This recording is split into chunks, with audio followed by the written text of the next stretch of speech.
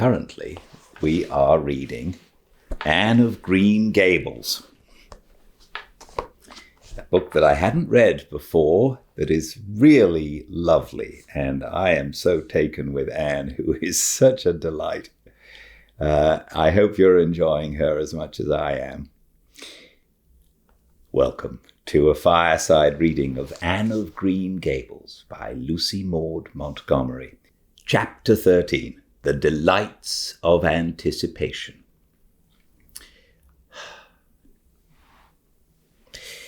"It's time Anne was in to do her sewing," said Marilla, glancing at the clock and then out into the yellow August afternoon where everything drowsed in the heat.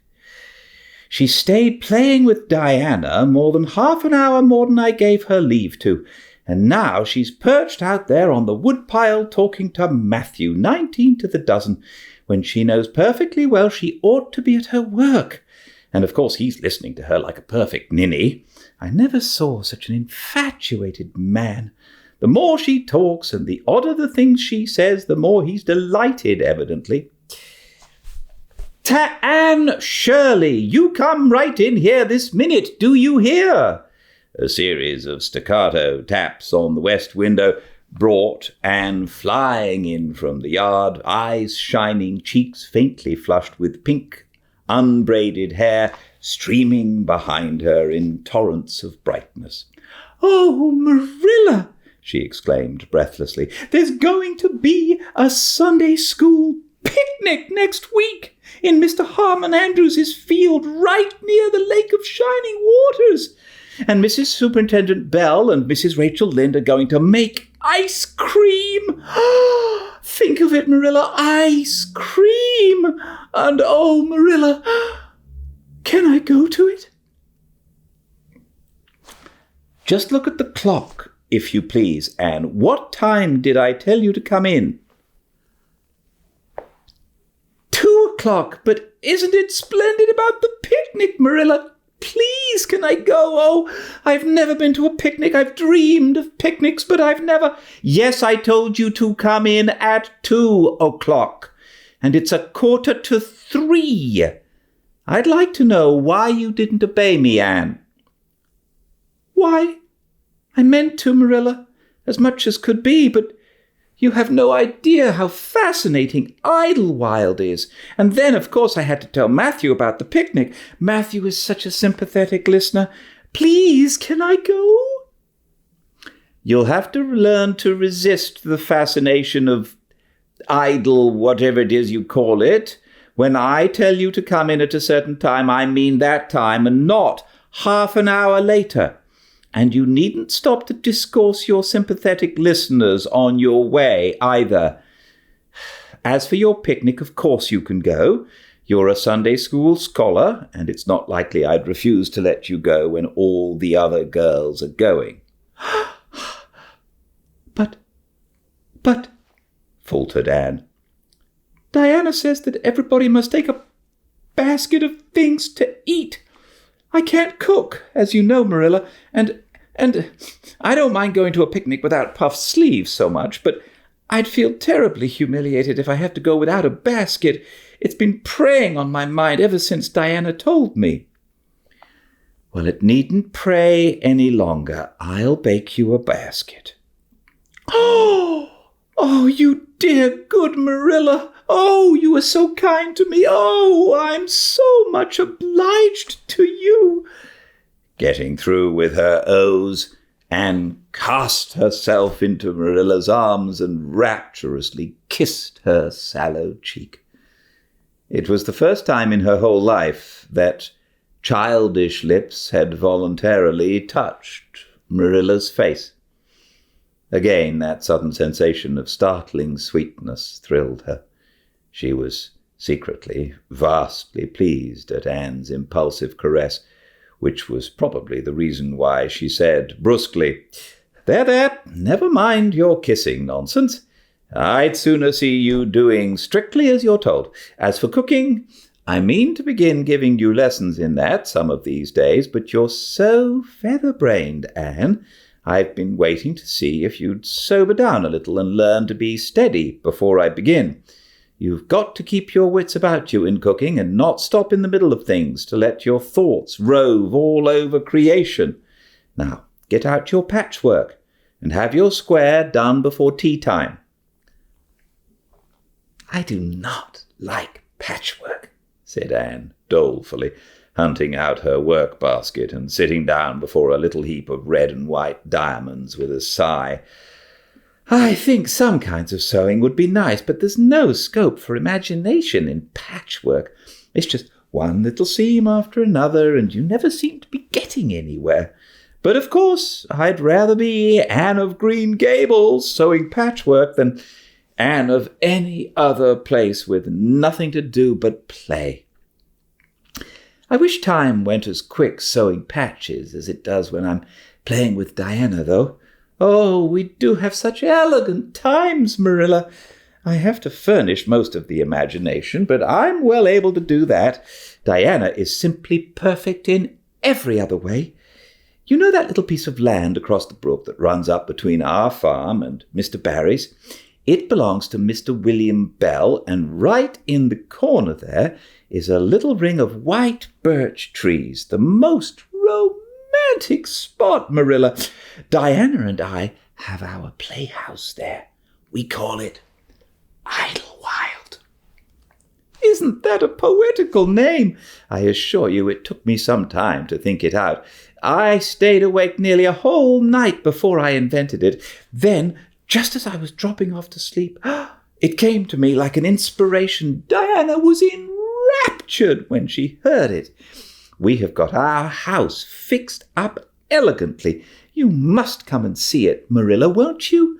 We have great big stones all covered with moss for seats and boards from tree to tree for shelves, and we have all our dishes on them. Of course, they're all broken, but it's the easiest thing in the world to imagine that they're whole. There's a piece of a plate with a spray of red and yellow ivy on it that is especially beautiful.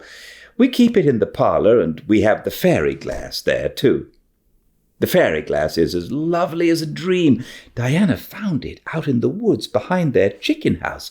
It's all full of rainbows, just little young rainbows that haven't grown big yet.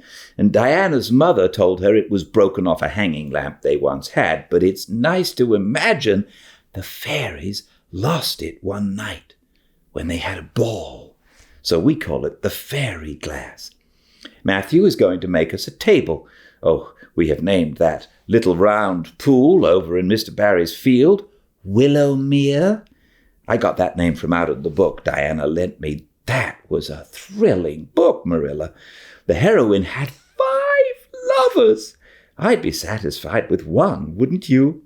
She was very handsome, and she went through great tribulations. She could faint as easy as anything. I'd love to be able to faint, wouldn't you, Marilla? It's so romantic. But I'm really very healthy for all I'm so thin. I believe I'm getting fatter, though. Don't you think I am?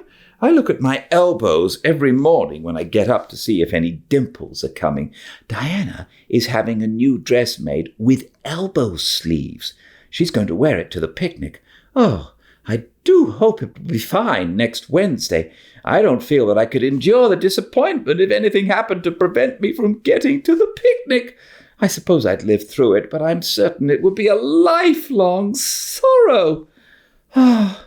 It wouldn't matter if I got to 100 picnics in after years. They wouldn't make up for missing this one. They're going to have the boats on the Lake of Shining Waters and ice cream, as I told you. I've never tasted ice cream. Diana tried to explain what it was like, but I guess ice cream is one of those things that is beyond imagination. Anne, you have talked even on for 10 minutes by the clock, said Marilla. Now, just for curiosity's sake, see if you can hold your tongue for the same length of time. Anne held her tongue, as desired, but for the rest of the week she talked picnic and thought picnic and dreamed picnic. On Saturday, it rained, and she worked herself up into such a frantic state lest it should keep on raining until and over Wednesday that Marilla made her sew an extra patchwork square by way of steadying her nerves.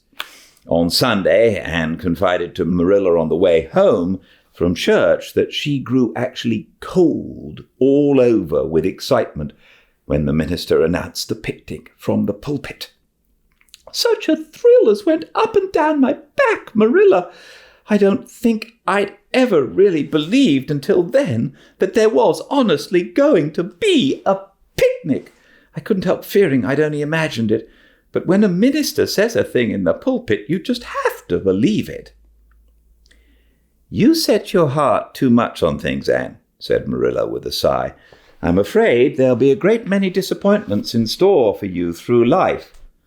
"Oh, Marilla, looking forward to things is half the pleasure of them," exclaimed Anne.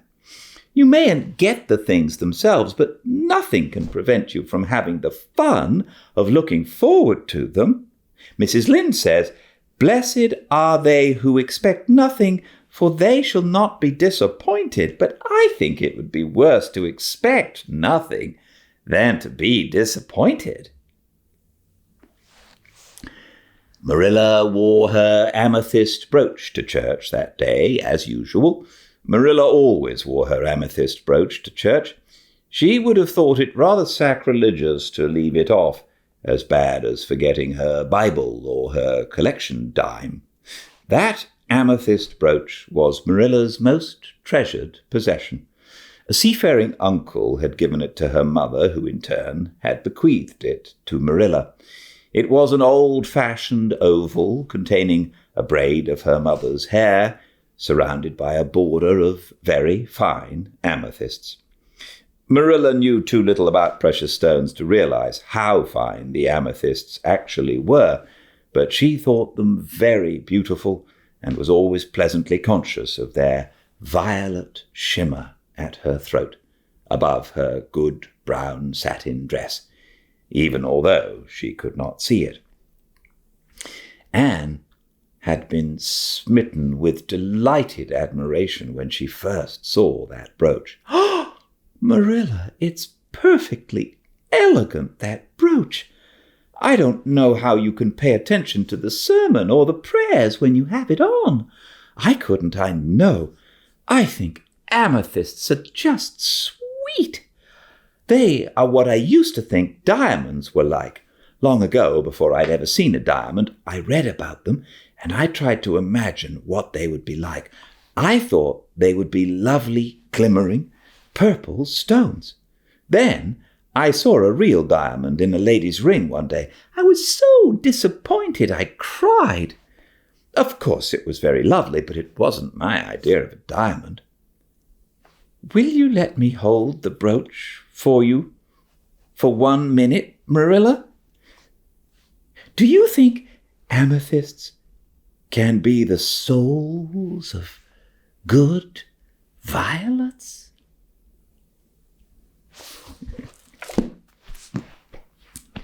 Thanks for joining me. Nothing tomorrow, but more the day after, I hope, and the day after that, I think. Until I see you again, I'll let you know when. It'll be at Fireside Reading at 5 Pacific. Not sure of the day, but let's say the day after tomorrow, unless things change. And all the chapters you can find, whether you miss them or any of the books we've read, they're always available on the YouTube channel, Fireside Reading. Please subscribe and push notifications, and we'll let you know when the new chapters come up. Until I see you again, please be very well. Good night.